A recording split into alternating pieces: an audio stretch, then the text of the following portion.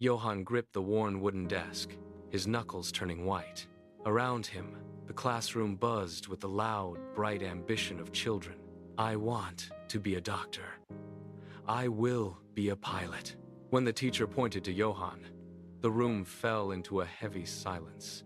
I want to be successful and change my family's life, he said. A wave of cruel laughter erupted. He sat down, staring at the ink stains. That evening, Johann sat under a flickering, dim lamp. He traced the lines of text until his eyes blurred into a haze. A year later, his father's heavy, rattling cough broke the silence. The tools he once used for hard labor sat idle and rusted. You must quit school, Johann, a neighbor whispered at the door. There is simply no money left for books or dreams. Johann watched his mother stitch fabric until her fingers bled.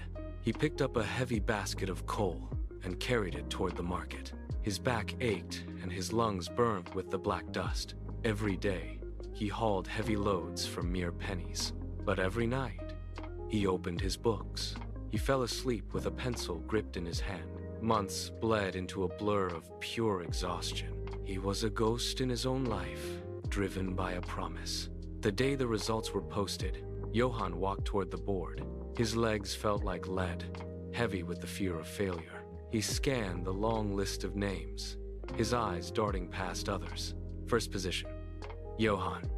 The world seemed to go silent. He gripped the edge of the board, his breath catching.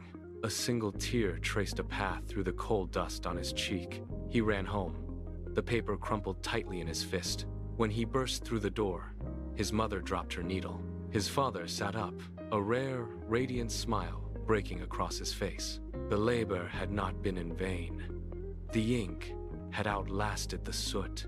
Years later, Johann walked onto the grand stage of his old school. He did not speak of grand theories.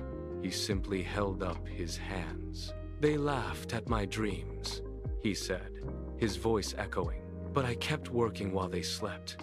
That is the only secret. He stepped down as the thunderous applause filled the room. He walked toward the exit, his path finally his own.